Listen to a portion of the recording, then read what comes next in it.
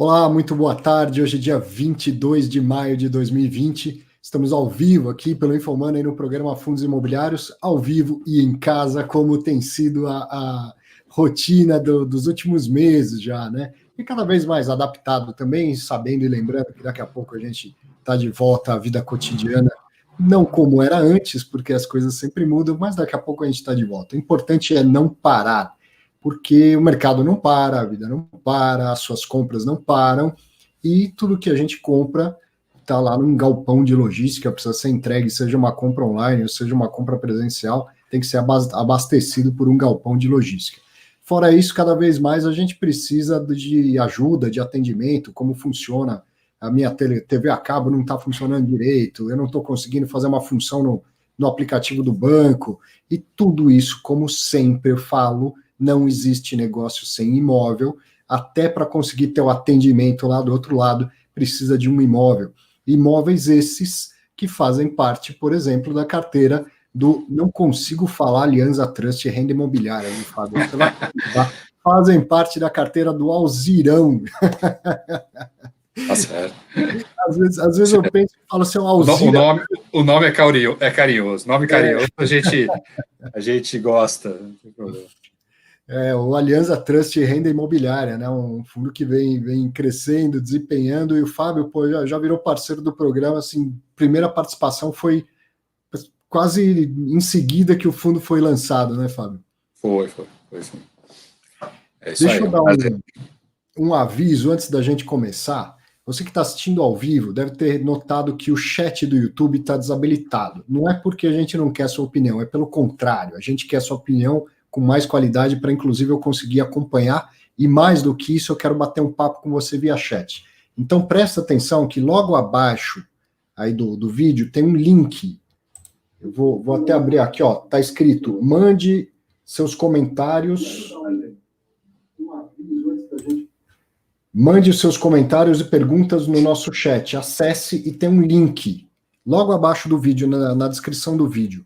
Clica lá, que por lá você vai mandar perguntas. Quem mais estiver assistindo vai votar nas perguntas, e assim eu vou saber quais são as perguntas de maior interesse de todo mundo que está assistindo. Vou poder repassar essas perguntas para o Fábio, e mais do que isso, eu preparei algumas perguntas que eu quero enviar para você, para a gente também direcionar melhor ainda essa nossa conversa.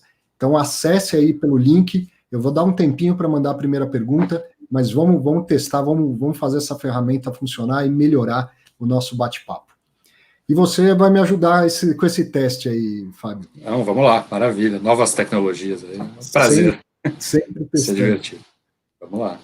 Então, eu falei aqui na abertura de imóveis para galpões de logística, para estocar, e também para os imóveis que tem uma quantidade muito grande de pessoas do teleatendimento.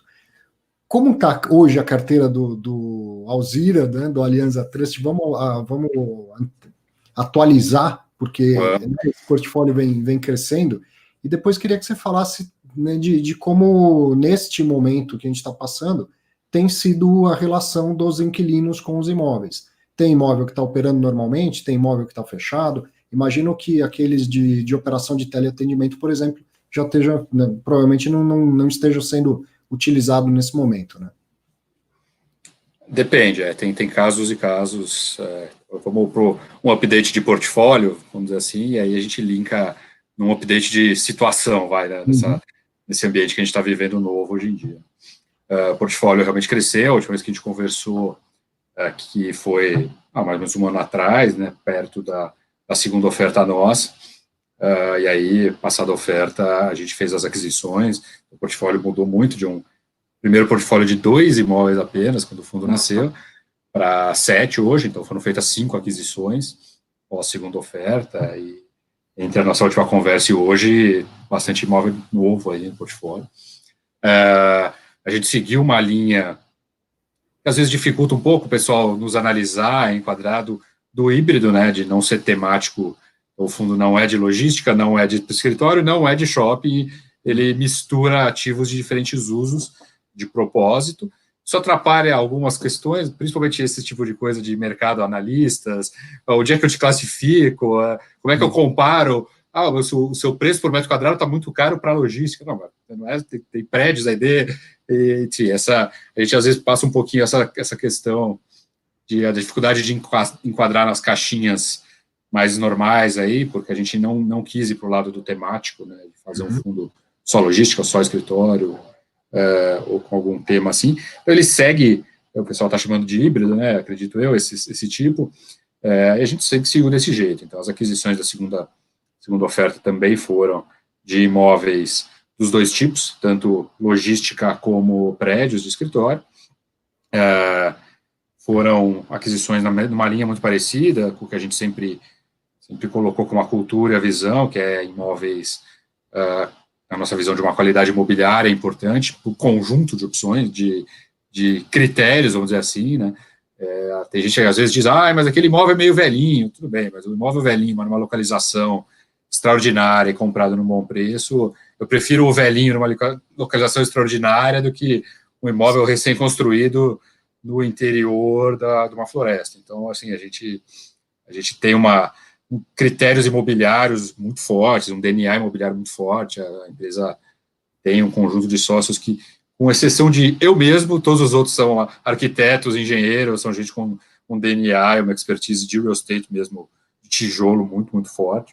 A gente tem esse DNA aí, e acho que esses novos imóveis seguem esse DNA, e um critério de bons créditos, né, bons inquilinos, porque a gente tem aquela lógica dos contratos fortes, dos contratos aqueles chamados atípicos, né, que a gente já explicou bastante, já conversou bastante sobre isso, isso segue, mas a gente também pontua sempre, não adianta eu fazer um contrato forte com um inquilino fraco, né, um contrato de 10 anos com uma empresa que não sobrevive, não resolve, não tem valor. Então, a gente sempre tem esse forte análise de crédito, forte avaliação de qual é o setor de atuação da empresa, como ela está, quão líder ou quão forte ela é no ambiente competitivo daquele setor onde ela está. Isso segue muito forte para a gente. A gente acrescentou imóveis, tanto de logística como escritórios, de empresas, todas elas multinacionais, grandes empresas, de capital aberto, que a gente tem acesso amplo à informação, ao acompanhamento delas. Tá? Isso é crítico para a gente também. Os 5 novos imóveis, 2 têm o mesmo inquilino, que é a BRF, né? São 2 imóveis de logística da BRF, um para a Grande São Paulo e um para o interior de São Paulo.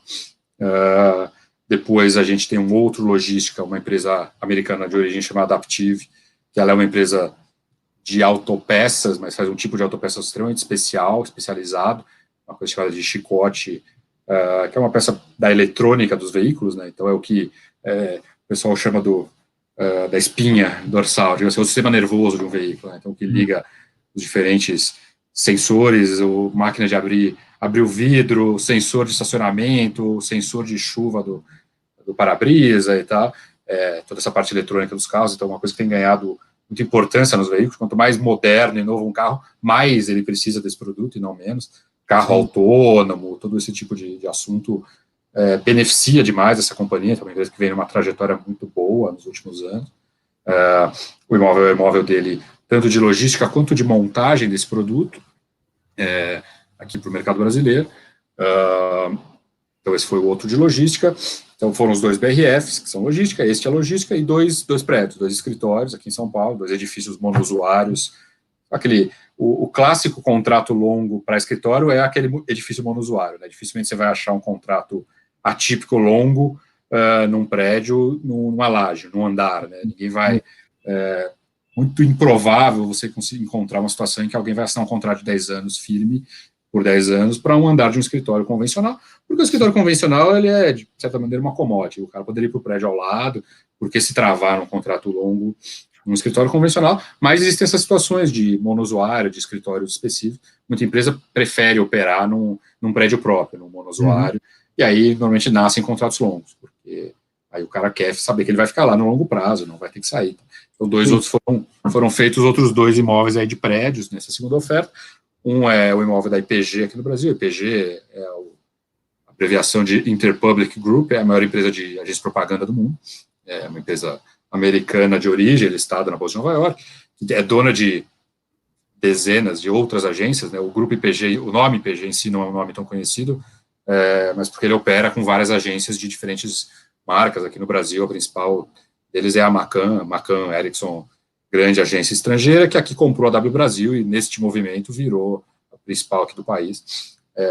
E tem outras ainda no Brasil, mas, enfim, é um grupo de propaganda enorme. E o imóvel é o prédio, é o escritório deles, um prédio monousuário, onde eles operam a holding aqui no Brasil, da IPG. E o outro, uma empresa de origem espanhola chamada Santillana, que é uma empresa de educação muito grande, opera em diversos países, e aqui no Brasil eles chegaram com muito destaque, adquirindo uma editora chamada Editora Moderna, que era a líder, ou é a líder, de livros didáticos, né? Não é livro de ficção, não é livro que vende em livraria, é livro didático, aquele vendido direto para a escola. A escola do meu filho tem o pacote de livros dele. E atua no setor de educação de diversas maneiras. Tem essa parte do livro, tem uma parte também de aplicativos, educação à distância, os softwares e sistemas de educação à distância. Então, é uma empresa de destaque aí do setor de educação. E também o prédio é o escritório deles aqui em São Paulo. É um prédio monousuário, também focado só na operação deles.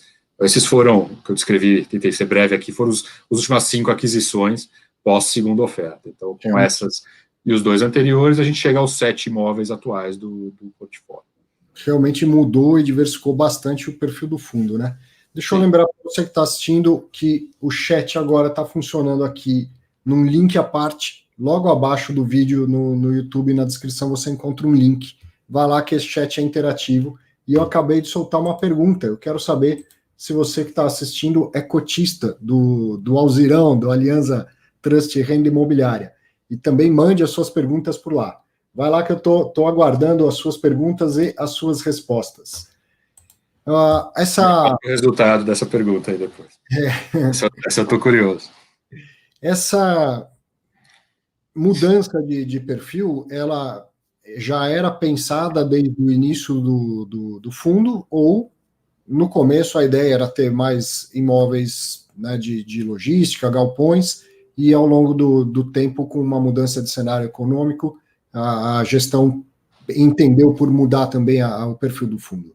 Não, ela sempre foi, o plano sempre foi esse. O plano sempre foi ter uma coleção diversificada de ativos, os ativos ter uma linha mestra, né, de uma orientação nossa, com aquilo que eu tentei passar, esses contratos fortes, com inquilinos de crédito forte, em imóveis que nós entendemos como estratégicos, essenciais para eles, e com características imobiliárias que nos agradam, um conjunto de critérios, de liquidez, de especificidade, ou de não especificidade, no caso, né, pouca especificidade, não poluentes, tem um conjunto de critérios imobiliários que a gente segue, mas acho que existe uma linha mestra que passa por esse tripé de qualidade de crédito do inquilino, força do contrato, estruturas de garantias adicionais e qualidade imobiliária.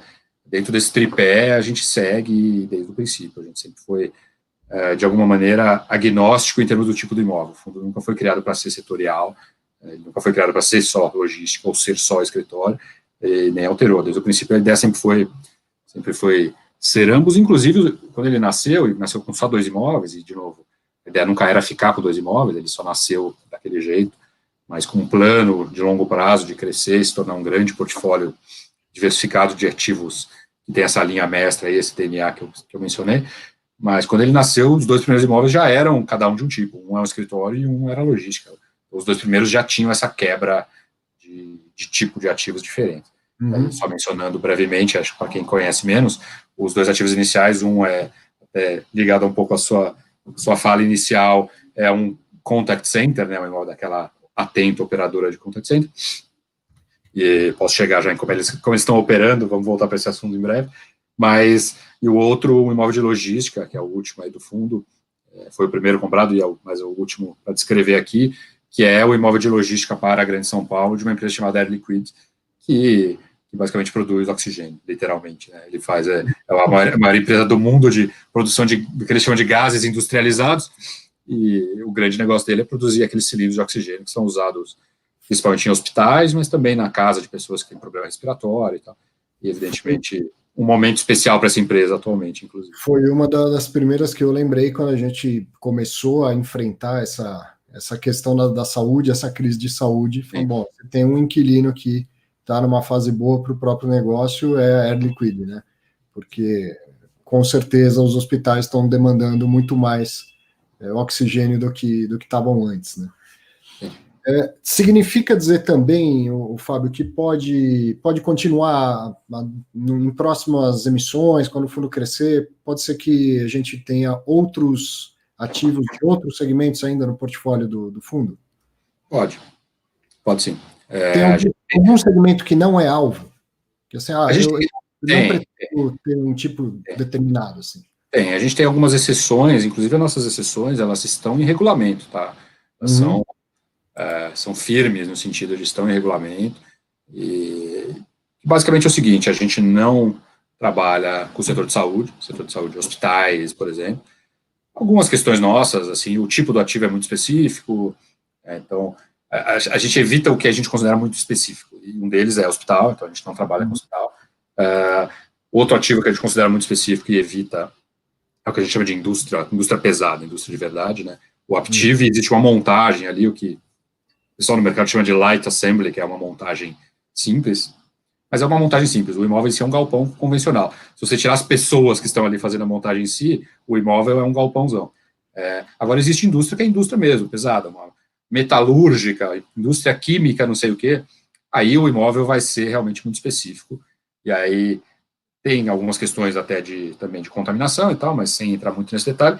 O maior problema na nossa visão é ser muito específico. Imagina que você tem uma planta de uma usina metalúrgica, não sei qual. Aquilo foi feito sob medida para aquele produto, para aquela empresa. Tem lá um investimento gigantesco em máquina, fornos e afins, e nada disso vai servir para uma outra empresa, digamos. Então, você está com aquele ativo, eventualmente você vai ter que buscar um novo inquilino para ele, você tem um universo de potenciais inquilinos muito restrito.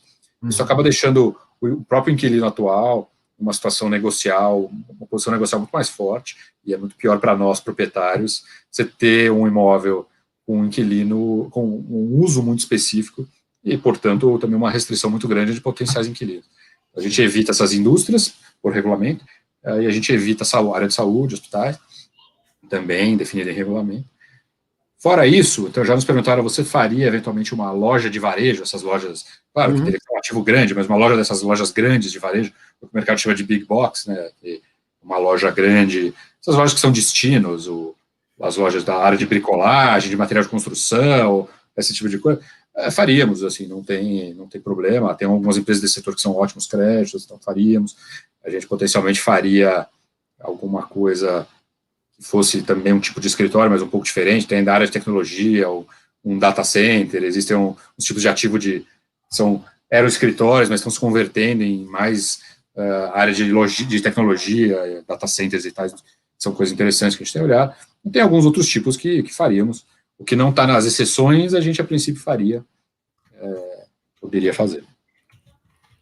Estou lembrando aqui, a quem está assistindo, tem bastante gente assistindo e participando do chat tradicional do YouTube. Clique no link do chat que está na sua descrição, na descrição do vídeo. Lá o pessoal está mandando perguntas, votando nas perguntas que estão sendo enviadas, e eu estou enviando perguntas. Eu já perguntei para quem está assistindo se é cotista do fundo, do Alzira. Não tem como não chamar de Alzira, viu, Fábio? Por favor, à vontade.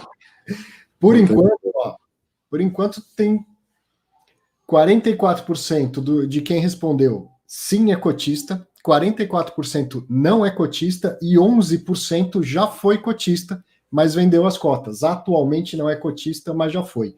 Eu vou deixar essa pesquisa rolando por mais tempo, porque legal, o pessoal ainda está conhecendo a ferramenta nova, vai entrar aqui e vamos ver se muda esse número. Já eu te atualizo. E depois eu tenho mais... Números interessantes, gostei. Então, a estratégia de ser bem diversificado, ela traz vantagens da própria diversificação do fundo e do cotista, não ficar dependente de um único setor nesse momento de crise. Tudo bem que é um momento de exceção, um momento extremo, mas a gente está vendo a vantagem da diversificação. Agora, por outro lado, traz um desafio para a gestão. Ao final de contas, os imóveis não são todos iguais, os segmentos não são todos iguais. Como que é lidar com imóveis de características tão diferentes dentro do portfólio? E a mesma dificuldade que você falou do inquilino, desculpa, do analista, e falar como que eu classifico, analiso, né? Uhum. O cotista pode ter, e os inquilinos do fundo também podem ter, tá certo? O inquilino fala, você deu um tratamento para o inquilino diferente do que você deu para mim. Isso fala, não, pera lá, mas você aluga um galpão, o outro aluga um escritório e tal. Claro. Como que é o desafio da gestão de um fundo assim? E quero lembrar para quem está assistindo que nos Estados Unidos é muito comum fundos com essa característica, né? De investir em muitos segmentos ao mesmo tempo. Sim. Exatamente. Acho que sim, tem prós e contras, né? Como tudo, não é absoluto, né? Não é o melhor modelo, nem o pior, e nem nada no meio, realmente prós e contras e encaixa melhor para cada investidor, para cada situação e tal, cada um desses prós e contras. Acho que assim, existem vantagem de diversificação, existe vantagem de escala, quer dizer, isso permite um fundo com um tamanho maior, uma diversificação maior, e maior liquidez de cotas, porque você consegue crescer e ter um tamanho significativo, isso tudo é positivo. A diversificação de tipo de ativo e de tipo de inquilino, que a própria questão do tipo de ativo permite, né? Evidentemente, se eu for para o lado da logística, a logística me prende, entre aspas, né, com cuidado da palavra, mas me prende em certos tipos de operação, de varejistas, de produtos de consumo que precisam de logística. Eu não vou conseguir ter um inquilino, empresa de tecnologia pura, ou a maior agência de propaganda do mundo, por exemplo, se eu só operar galpões. Assim, a diversificação de tipo de ativo me permite diversificar o tipo de riscos de crédito também, vamos dizer assim, que é um objetivo nosso. O objetivo nosso é maximizar o rendimento distribuído de longo prazo, digamos assim, ajustado a risco, digamos assim, de uma maneira correta no nosso entendimento, né? Não basta eu falar, não, eu vou ter o maior rendimento quando está tudo bem, quando vier a crise eu vou ter rendimento nenhum, e aí eu vou dar o susto para cá e o susto para lá. Então, assim, claro, sem entrar em muito linguajar financeiro aqui, mas a ideia é maximizar o rendimento distribuído de uma maneira ajustada ao risco. Eu acho que o fundo híbrido me permite fazer isso de uma forma mais fácil, porque eu consigo fazer um fundo com uma diversificação de riscos, não só de tipo de imóvel, mas também de tipo de inquilino, né, setor de atuação desses inquilinos, de uma forma mais eficiente. Eu consigo juntar ao mesmo tempo uma empresa de educação, uma agência de propaganda, a BRF produzindo, assim, distribuindo produtos, alimentos perecíveis, indispensáveis ali, eu misturo isso tudo dentro de um mesmo fundo, em termos de risco de crédito, vamos dizer assim. Então, acho que essa característica do fundo ser híbrido me permite fazer isso mais do que um fundo, vamos chamar de monotema, né, monotemático em termos de classe de ativo. Então, assim, hoje em dia é um shopping. Bom, um shopping é o que ele claro, está num momento extraordinário, e certamente o momento extraordinário vai passar, mas no momento extraordinário o cara é extremamente afetado, o negócio dele é aquele, e é aquilo. A logística, eventualmente agora está tendo até sendo beneficiado, mas também beneficiado extraordinariamente agora, talvez prejudicado em outro momento. A gente mistura as coisas, a gente então tem essa mistura de tipo de ativo e a mistura que isso me permite fazer de riscos de crédito dos meus inquilinos, eu acho muito saudável nesse nosso objetivo de maximizar o rendimento ajustado ao risco no longo prazo. Vou dar uma atualizada aqui. As pessoas estão entrando, estão entendendo. Eu ainda estou vendo mais gente no chat do YouTube do que no nosso chat. Aqui na ferramenta nova. Tá bom. Mas é normal, é um processo de aprendizagem. Você que está assistindo e não se deu conta ainda, entre no chat interativo, tem um link na descrição. A equipe também já mandou o link aí no chat. Entra lá, porque você vai fazer perguntas, voltar nas perguntas que as pessoas mandaram. Eu vou repassar para o Fábio as perguntas que forem mais votadas pelos participantes do chat interativo.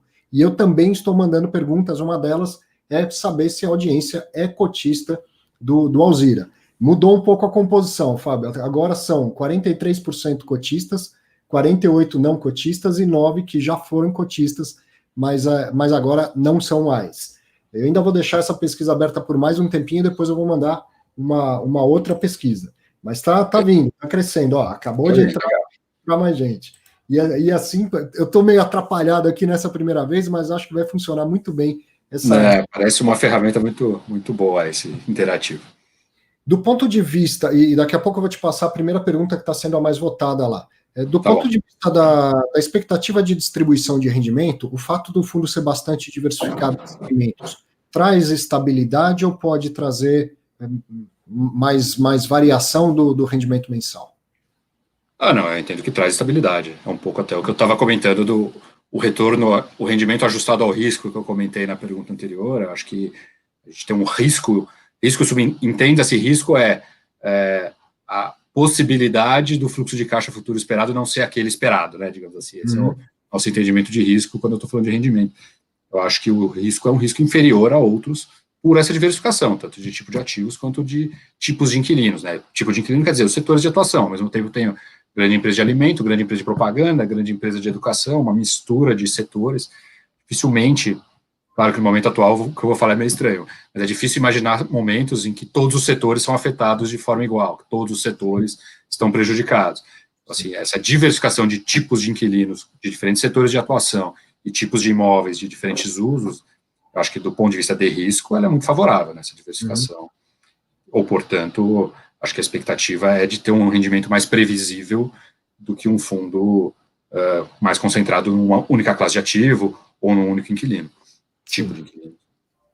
Vou repassar a primeira pergunta que é agora, nesse momento, a mais votada no chat interativo. Se você está assistindo, quer fazer uma pergunta para o Fábio, entre na ferramenta interativa, mande a sua pergunta, as outras pessoas vão votar na pergunta e elas estão sendo relevante, ou seja, a dúvida de mais gente, eu aproveito e repasso para o Fábio. Então, é o seguinte, Fábio, o fundo protocolou, soltou um comunicado dizendo da intenção de vir a fazer uma nova emissão de cotas. Ainda não está oficializada, não está protocolada. E aí a pergunta que foi bastante votada aqui é qual a estratégia do fundo tem agora, ou seja, por que o cotista deveria pensar em subscrever novas cotas se o fundo ainda tem 50 milhões de reais em caixa já há um tempo considerável? Sim. Acho que essa é a pergunta principal do momento, digamos assim, né, para quem já acompanha, quem já é cotista. Acho que assim, primeiro, só esclarecer rapidamente o que está acontecendo, né, o que é esse comunicado recente. O nosso fundo, desde o princípio, a gente fez ele com capital autorizado baixo. Né? Você, quando cria um fundo, você pode criá-lo com um capital autorizado de diferentes tamanhos. A gente poderia ter escrito no regulamento original do fundo que o capital autorizado dele era de 10 bilhões de reais. Tem muito fundo que faz isso, enfim, cada um com as suas estratégias. Se isso tivesse sido feito, a gente não precisaria fazer essa consulta. A gente preferiu ir para o outro caminho, de fazer cada emissão, cada oferta aprovada devidamente, numa governança um pouquinho diferente. Então, a gente fez o capital inicial do fundo limitado, então o fundo não tem sobrando, vamos dizer assim, o que muitos fundos têm, que é o capital autorizado muito maior do que o capital efetivo. E aí, uma nova emissão, nesse caso dos fundos que tem esse capital autorizado que você está falando, ela faz simplesmente de um ato do administrador. Ele avisa, a gente vai fazer uma nova emissão. Né? O cotista não tem nenhum poder sobre isso, vem a emissão e acabou. No nosso caso, como a gente não fez capital autorizado elevado e fez só realmente o necessário inicial, cada nova oferta precisa ter um processo de consulta aos cotistas, um processo de governança, de consulta aos investidores. Então, o que está sendo feito agora não é uma oferta, não existe oferta protocolada, estruturada, não se fez nenhuma página do documento de oferta, não existe oferta efetiva ainda. Mas a gente sente, pelo que tem acontecido nos últimos meses, mais as semanas mais recentes, um ambiente muito propício para fazer aquisições muito boas, daqui para frente, nos próximos meses, né? Pela situação como um todo, pelo baque na economia aí dessa crise. A economia brasileira mal se recuperava de uma crise muito, muito forte, antiga, mal tirava a cabecinha da água, né, da crise antiga, e veio essa onda nova aqui. E a gente, de alguma forma, entende que os próximos meses vão ser extremamente frutíferos em termos de oportunidades de aquisição. Algo diferente do que a gente enfrentou no segundo semestre do ano passado. Porque quando a gente terminou a segunda oferta, a gente tinha 5 imóveis para comprar. A gente os comprou, mas a oferta teve a captação do lote adicional, né, aquele valor a mais que pode vir, né, percentual além do alvo da oferta, e acabou acontecendo, a oferta teve um rateio, foi uma oferta bem sucedida, e a gente acabou captando aquele valor a mais. E alocar aquele valor a mais se mostrou, de alguma maneira, um desafio pelo ambiente de mercado do segundo semestre do ano passado, muito favorável aos vendedores, quer dizer, mercado muito aquecido, muito animado, muitas novas ofertas, muitos novos fundos, muitas famílias procurando ativos de renda, uma renda superior, né, ao CDI que vinha caindo, aquela trajetória de queda de juros que a gente todos sabem bem e acompanham bem, O segundo semestre do ano passado estava muito ruim para comprar ativos. E a gente preferiu não comprar do que pagar caro e do que fazer contratos que a gente não concordava com os termos. E, de alguma forma, isso nos beneficia agora, em ter o caixa. Então, hoje eu tenho caixa para fazer um novo negócio amanhã, se for o caso. Amanhã não, porque é sábado, mas na semana que vem a gente poderia fazer um novo negócio imediatamente com o caixa que a gente tem. E agora isso é ótimo, no momento atual, porque realmente o pipeline, né, o volume de negócios em análise, em negociação, está crescendo de uma forma muito significativa nessas últimas semanas. Então, a gente pode fazer um negócio novo com o caixa agora, que o ambiente está melhor, mas, ao mesmo tempo, a gente vê que esse caixa, ele é muito inferior ao que a gente acredita que nos próximos meses haverão de oportunidades. A gente acha que o pipeline desses próximos meses, pela situação como um todo, e pela situação econômica, a recessão que virá, digerir essa recessão que virá, digamos assim, vai gerar vários meses de oportunidade, na nossa visão, em termos de aquisição de imóveis, de tijolo mesmo, no mundo real, né, digamos assim. Como a gente não tem capital autorizado, a gente está fazendo esse pedido de aprovação de um pouco mais de capital para o C é importante, tá? Se essas oportunidades realmente se converterem em negócios, a gente ter a condição de fazê-los. Ou seja, já me perguntaram, não, você pode ter a aprovação da oferta e não fazer oferta nenhuma? Sim, isso é uma chance razoável, porque fazer oferta de verdade depende de ter os negócios travados, negociados, os novos ativos já identificados, negociados. A gente não vai fazer de maneira nenhuma oferta para ficar com mais dinheiro parado no caixa. Isso jamais foi o objetivo. O caixa que existe hoje, a ideia não era estar com ele no caixa, mas realmente a situação para fazer compras de imóveis no segundo semestre do ano passado ficou muito ruim do lado do comprador, na nossa visão, claro, cada um tem aí seus critérios, mas na nossa visão de valor de ativos, de preço adequado para certos tipos de ativo, no segundo semestre do ano passado o pessoal estava exagerando bastante em alguns casos, então a gente evitou, e agora temos uma situação boa de, agora na crise, conseguir realmente fazer as aquisições desse capital que sobrou, né, da segunda oferta, e eventualmente de um novo montante, se aprovado, numa situação muito mais favorável ao comprador, né, a comprar ativos em bons preços, ativos de boa qualidade em bons preços. Ou seja, a ideia é já ter dinheiro né, no caixa para, aparecendo oportunidade, ter mais agilidade de conseguir fechar um negócio. A ideia é ter autorização para fazer uma oferta, né, na prática, porque a gente pode ter até autorização feita e não fazer oferta, efetivamente, se a oportunidade não aparecer. Mas como a gente precisa pedir a autorização, por não ter o capital autorizado, a gente achou que valeria já nos adiantarmos, digamos assim, porque a gente acha que as oportunidades vão durar alguns meses, a oportunidade não vai acabar daqui a 2 semanas, em termos de adquirir por bons preços. Então, a gente está um pouco se adiantando a nossa percepção de que as oportunidades serão maiores do que o que a gente tem de caixa hoje, nessas próximas semanas e alguns meses aqui. Eu vou querer começar a falar com você um pouco sobre crise, e percebo pela participação da audiência que também é um tema que está sendo aqui interessante, né, ou demandado por eles. Então eu vou encerrar aquela primeira pesquisa e vou te dar aqui, 39% de cotistas, 55% de não cotistas e 6% que já foram cotistas e não são mais, que estão assistindo nesse momento. Eu vou encerrar essa pesquisa e estou enviando mais uma, porque uma das perguntas que eu vou te fazer a respeito de crise é sobre rendimento. E estou mandando uma pesquisa para você que está assistindo lá na ferramenta interativa, como o efeito da crise, como é o efeito da crise nos seus rendimentos. Se aumentou, se caiu, até quanto que caiu e tudo mais. Para responder, não adianta responder aí pelo chat do YouTube, porque eu não estou lendo. Agora tem a ferramenta interativa, você vai clicar, responder, e eu vou receber um gráfico, tudo certinho, de como tem sido. Então, falando um pouco a respeito do momento que a gente está passando, Fábio, claro.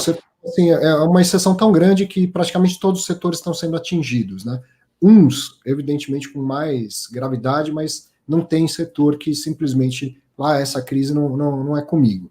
E atingindo a questão do pagamento de aluguéis, não só por capacidade dos inquilinos, mas também a gente está vendo varejistas, você citou aí grandes empresas que são inquilinos do fundo, e tem empresa muito grande que está jogando pesado, né, no sentido de falar, olha, eu tenho dinheiro, mas eu não vou pagar, eu quero postergar, eu quero preservar o meu caixa e tal.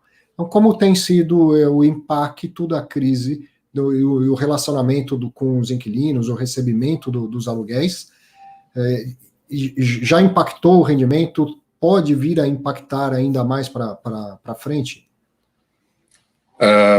Por enquanto não impactou. A gente já teve 2 meses aí, a gente recebeu os aluguéis normalmente, teve uma distribuição normal, uma boa parte do fundo teve o reajuste de inflação dos contratos e foi feito normalmente, sem questionamentos, sem discussões. Então, por hora, isso não é uma promessa de um futuro perfeito. Cada mês é um mês aqui, a gente não sabe a extensão da crise e muita incerteza no horizonte aí. A visibilidade é baixa, vamos dizer assim. Mas, por hora, não afetou. A gente recebeu normalmente todos os aluguéis, sem desconto, sem nenhum tipo de negociação, de inadimplência. Então, nesse sentido, por hora, não afetou. Eu acho que, de alguma forma, é interessante, porque o momento atual é um certo stress test desse tipo de contrato, desse tipo de lógica que eu estava descrevendo, de inquilinos de bom crédito, com contratos fortes, imóveis essenciais, essa nossa mistura, esse nosso tripé analítico aí e de seleção de ativos, é um certo stress test aí, essa crise. Um certo não, é um baita stress test, né, porque com certeza é uma crise muito especial, muito forte. E por hora, a gente tem passado por isso de uma maneira muito, muito boa, muito positiva. Nos últimos 2 meses, isso já é público, né? Recebeu todos os aluguéis, pagou o rendimento igual o esperado, né? Sem surpresas. O último rendimento é um pouquinho maior que o anterior, por causa de inflação, que já tinha sido um pouquinho maior que o anterior, por um outro reajuste de inflação, e segue nessa toada sem sustos aí. Eu acho que assim, o tal do contrato atípico, né, que a gente fala, que a gente faz, que não é mais atípico juridicamente falando, mas ele é um contrato diferenciado, a questão de ser um contrato longo, forte, com penalidade de rescisão do prazo integral. Esse contrato, ele ainda é menos comum, e muita gente ainda acha que ele precisa ser testado. A gente tem uma segurança jurídica sobre ele muito grande, mas tem gente que ainda tem dúvida, né? É a primeira crise forte, aguda, que a gente pega com esse tipo de contrato em FIIs. A última grande crise, a gente teve uma crise forte no governo Dilma, mas ela foi uma crise muito longa, ela não foi uma crise aguda, né? De uma hora para outra você viu os mercados caindo 30%, 40%, 50%, de pânico, não foi diferente. A última crise de pânico aguda que a gente teve foi em 2008. Em 2008 não tinha FIIs, contratos atípicos, esse tipo de assunto. Então, é o primeiro grande teste, eu diria, desse tipo de contrato. Dos contratos em geral, dos FIIs em geral. Então, para uma crise deste tipo, né, uma crise que vamos chamar de aguda. E, por enquanto, o nosso tipo de fundo, o nosso tipo de contrato, e aí o fundo que a gente criou, está passando pela crise de uma forma muito boa. Seguimos ali na toada, o mesmo rendimento distribuído, sem surpresas, com o mesmo conjunto de aluguéis pagos, ajuste de inflação feito com tranquilidade, sem discussão, tudo muito, muito bem. Eu acho que isso, de alguma forma, eu coloco isso na conta daquele conjunto de características que eu falei. Os inquilinos são grandes multinacionais que operam em vários países, elas não estão restritas à operação em um só país, são empresas globais, fortes, de crédito muito bom. Os imóveis que eles usam e alugam do nosso fundo são imóveis críticos, né, das operações, são ou a sede da empresa no país, ou o imóvel de logística para a Grande São Paulo, são imóveis críticos. Antes da crise que gera o efeito ou gera o efeito na crise ou gera essa estabilidade que está acontecendo na crise. Claro. E os contratos, eles têm aquela questão, eles são atípicos, né? Ou quer dizer, o cara deve o contrato inteiro, então o cara ligar para você e falar, não, eu vou rescindir o contrato, você vai rescindir o contrato, você me deve 10 anos de alocações. Então, se alguma empresa precisa escolher algum lugar para cortar, não é um contrato atípico com 10 anos de prazo de penalidade de rescisão que ele vai cortar, porque esse contrato tem implicações de um montante colossal, né? Então, deixar de pagar 1 ou 2 meses agora poderia implicar em você estar devendo 10 anos de contrato. Sim. E confiança bancária acionada, e todos os mecanismos de garantia acessórios que existem. Então, esses mecanismos podem não ter valor quando está tudo bem, mas no momento do estresse... Chegou a ter alguma tentativa de tratativa nesse momento, de amenizar contrato, de levar o pagamento mais para frente, ou nem isso aconteceu? Não sei se você pode falar isso. A gente conversa com todos os inquilinos com uma frequência muito grande, sempre, né? Não agora, sempre. A gente fala com os inquilinos porque são poucos, né? Ainda são poucos inquilinos. A gente fala com eles praticamente todo mês, todo momento, até porque tem vistorias, tem renovação de seguro, conferir pagamentos de IPTU, tem N coisas do dia a dia que levam a ter um contato próximo com os inquilinos. A gente já falou com os inquilinos, praticamente todos eles, mais de uma vez desde que a crise começou, mas no dia a dia é normal,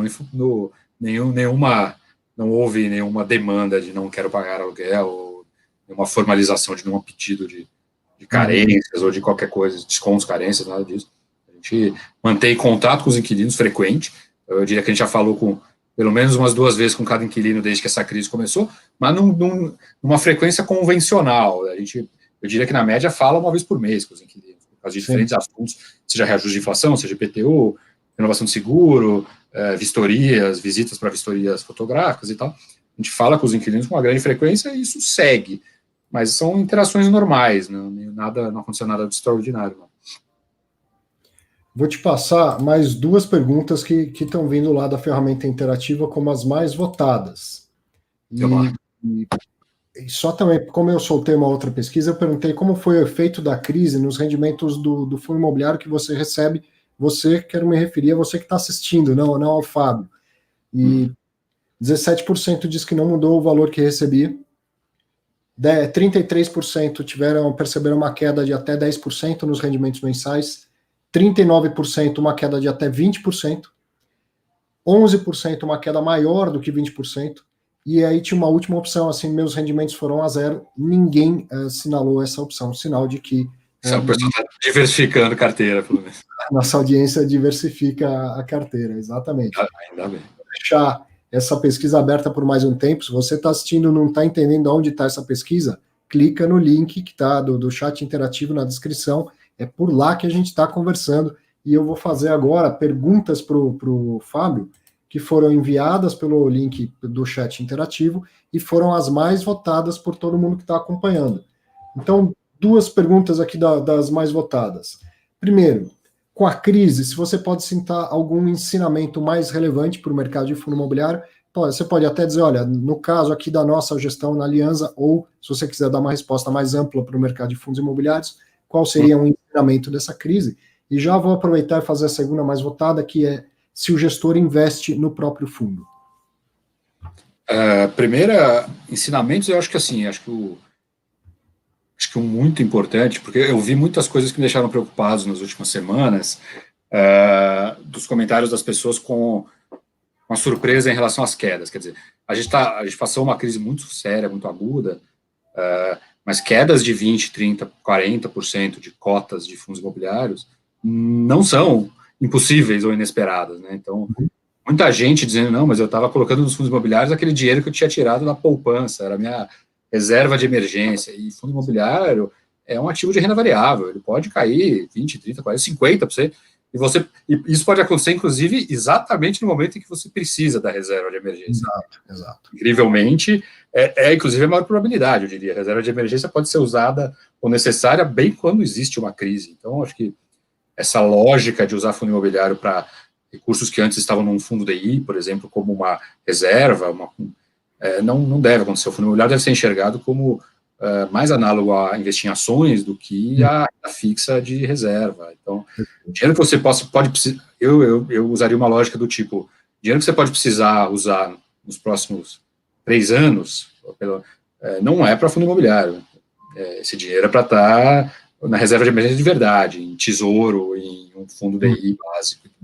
E eu vi muita gente muito assustada e descrevendo grandes problemas de ver o que teoricamente deveria ser reserva de emergência tendo quedas de 30%, 40% nas cotas em si, precisando vender cotas com prejuízo, assim, realizando uma perda permanente de capital, vendendo cotas com grande perda, por precisar do recurso no meio da crise. Então, se planejado e se tivesse entendido corretamente qual é o dinheiro certo de trazer para o mercado, né, de renda variável, para os fundos imobiliários, não teria que ter portfólio.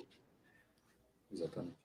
O ideal no momento atual seria ter condição de comprar mais, aproveitar as quedas para comprar mais dos bons fundos, e não precisar vender com cotas tão depreciadas por conta da crise e por conta de ter colocado ali recursos de mais curto prazo. Então, essa correta educação. Fábio, aproveitando a outra pergunta que é se os gestores investem no próprio fundo, e falando das oportunidades no mercado de fundos imobiliários, o Alianza Trust Renda Imobiliária, ele pode comprar cotas de outros fundos, poderia fazer uma alocação indireta, de repente você está pensando, vão aparecer oportunidades no mercado de tijolo, mas tem um fundo que tem um tijolo lá, no final das contas tudo é imóvel, né, que me interessa, e acho que esse fundo valorizou bastante. O Alzirão poderia passar a comprar cotas de outros fundos imobiliários também? Respondendo as duas perguntas, é sim para as duas coisas. Né? Sim, a gente poderia comprar fundos imobiliários, a gente poderia comprar indiretamente tijolo, tá? Restrito às mesmas regras. Então, a gente poderia comprar fundos que sejam fundos de tijolo, que tenham inquilinos de crédito de primeira linha, que não sejam hospital, que não sejam indústria, seguindo as regras do regulamento, né, do enquadramento do regulamento do nosso fundo, a gente poderia comprar, vou dizer, comprar indiretamente, comprar cotas de um fundo que tenha abaixo dele ativos imobiliários que se enquadrem na regra do nosso regulamento. Quanto ao gestor investir no próprio fundo, sem dúvida, não só o gestor investe, como o gestor, nos últimos tempos, investiu muito mais, porque teve uma oportunidade muito interessante, muito importante aí. A gente investe, sim. Eu devo ser, não sei se isso é muito adequado falar, mas eu já estou no meio, eu devo ser, acho que eu sou o sexto maior cotista do fundo. Quer dizer, o administrador do fundo, ele não pode comprar cotas do próprio fundo, né? É vedado, mas o gestor pode comprar cotas do próprio fundo. E isso, para o investidor, a dúvida ou interesse em saber disso é justamente saber se você está alinhado ao risco que os outros cotistas também assumem, né? Quando investem no fundo. Exatamente. Então, a gente investe e incentiva o pessoal da empresa também. Eu diria que praticamente todo mundo tem posições dentro das suas possibilidades, né, de patrimônio e tal, mas todo mundo investe sim. Isso é permitido, não só permitido, mas no nosso caso específico, incentivado como política da empresa. Sim. Bom, terminando aquela pesquisa que eu fiz geral sobre os rendimentos, ficou assim, na grande maioria, até 10% e até 20% de queda dos rendimentos. E também perguntaram assim, qual a possibilidade de inquilinos do Alianza Trans virem a não honrar. Acho que você já explicou bastante que tem feito contato com todos eles, até agora nenhum tipo de problema, mas a cada mês que passa nessa crise não é um mês qualquer, né? Porque quem está tendo dificuldade com a sua operação e tal vai ficando sem caixa a cada dia mais sem funcionar, né? Não Sim. Dá para cravar, nem numa situação normal sem crise não daria para cravar isso, mas há uma possibilidade de ter uma mudança na distribuição de rendimento que ainda não está no radar, mas ela poderia acontecer. Sem dúvida, poderia. Não dá para cravar e dizer, não, nada vai acontecer. A crise é uma crise muito especial e a visibilidade do final dela é baixa hoje, né? Por enquanto, tem sido tudo muito bem, o comportamento foi ótimo, a gente passou por esse stress test aí de forma muito, muito boa. Mas não dá para cravar o que vem pelos próximos meses ainda não. Bom, a gente está quase no fim, parece que não, já tem 1 hora que a gente está batendo papo aqui, 50 minutos. Isso aí. Batendo papo, e para mim está sendo, mais uma vez, muito bom contar com a sua presença. A primeira vez que você esteve no programa, o fundo tinha acabado de estrear, se não me engano, não tinha nem comprado ainda os 2 ativos, ele já estava no prospecto, tudo, mas acho que ele não estava sacramentado. Eu acho que sim. Na segunda, você estava lá louco para falar de quais seriam os ativos, né, da alocação da segunda emissão de cotas, mas também ainda não podia, e acabou dando uma aula de como é o processo de compra e venda de um imóvel e toda a burocracia envolvida. Você falou de um número de documentos, que eu não vou me lembrar, mas que era um negócio absurdo. O tanto de documentos que precisava para bater o martelo. Eu acho que era os 196 certidões de um caso que a gente tinha ali, que é um caso famoso que a gente teve. 196 certidões. Bom, de lá para cá, as alocações foram feitas, o fundo muda de perfil. Você sentiu uma mudança de perfil do investidor também, com a mudança do fundo a partir da alocação da segunda emissão? Você tem contato com os cotistas? Obviamente que não com todos, mas você sentiu uma mudança de perfil? Não de perfil, eu senti primeiro aconteceu uma coisa que tem a ver um pouco com o próprio mercado, que foi um crescimento da base colossal, né? Nossa oferta, nossa oferta inicial fechou com 906 cotistas, menos de 1.000. Eu lembro do número cravado, foram 906 na primeira oferta. Hoje são mais de 45 mil. Então, assim, o número de cotistas mudou de uma maneira dramática. Claro que isso tem muito a ver com o próprio mercado. A gente sabe, obviamente, que o mercado nesses 2 anos aí de vida do fundo foram exatamente os 2 anos em que o mercado explodiu em termos de novos investidores. Mas a gente surfou isso de uma maneira muito, muito forte. Essa base de 906 para hoje mais de 45 mil é uma mudança dramática, né, de número de cotistas dentro do fundo. Isso é um ponto. Outro ponto, e acho que tem um ponto a ver com a liquidez e também um pouco mudanças de mercado, a gente começou a ter muito mais fundo, investidor institucional, né, os fundos de fundos imobiliários, até alguns fundos que não são fundos de fundos imobiliários, são fundos multimercado, mas que também compraram alguns FIIs aí em oportunidades. A gente tem hoje uma base, se não me engano, são 8 fundos, 8 investidores que a gente tem que não são pessoas físicas, são investidores institucionais, os fundos de fundo. Isso vem crescendo, essa dinâmica vem crescendo. Na primeira oferta a gente não tinha isso, porque foi uma oferta pequena, e tem uma questão de liquidez, né? Os fundos precisam de alguma liquidez, eles precisam ver o fundo, como é que vai ser a negociação da cota. Então, com a segunda oferta a gente ganhou liquidez na negociação na B3, isso começou a permitir essa entrada desses investidores institucionais, que eu acho muito saudável também, são profissionais, com quem você tem contato, você presta conta, você discute mercado, e são interações muito valiosas para a gente. Então, isso é uma outra mudança importante, essa entrada desses investidores profissionais, agora que a cota ganhou uma liquidez. Tem uma vigilância maior, uma vigilância mais capacitada, mais profissional e que te ajuda também na condução do fundo, né? E exatamente. Também em medir como que está a sua comunicação com o mercado, né? Exatamente. Muito bom, Fábio, eu vou ficando por aqui por causa do nosso horário. Quero te agradecer mais uma vez por participar. Espero te ver lá no estúdio, mas com ainda, certeza. Se for o caso, que a gente faça a distância por mais vezes. Obrigado, sucesso. Obrigado, César. Obrigado a todo mundo. Estamos à disposição. Cuidem-se todos aí. Valeu, obrigado. Valeu. Para você que acompanhou o programa Fundos Imobiliários, mais uma vez o meu grande agradecimento, muito bom contar com você, e dessa vez de uma maneira diferente. Eu gostei muito da ferramenta interativa. Soltei uma última pergunta aqui, perguntando se você gostou da ferramenta interativa, e 82% das pessoas até agora responderam que sim, e que a gente deve usar nos próximos programas, 85% atualizando agora. Gostei muito, foi uma experiência muito boa, você não só conversou comigo, eu pude te perguntar, você me responder, como você me ajudou a entrevistar o Fábio com as perguntas mais relevantes, mais votadas por toda a audiência. Então, agradeço muito, certamente a gente vai continuar utilizando essa ferramenta para que o programa fique mais envolvente, que você possa participar melhor e que, no final das contas, você fique mais informado, porque eu me esforço para fazer aqui um bom papel de mediar e levar a informação do gestor para o mercado, mas certamente você vai ter dúvidas que talvez não me ocorram, e foi, sem dúvida, para mim, uma experiência boa, positiva, para levar para os próximos programas. Quero que você fique bem, que você tenha um bom final de semana e que a gente se encontre no próximo programa para bater esse papo. E conta para todo mundo dessa ferramenta interativa. No próximo programa eu quero mais gente utilizando. Um grande abraço para você, um bom final de semana.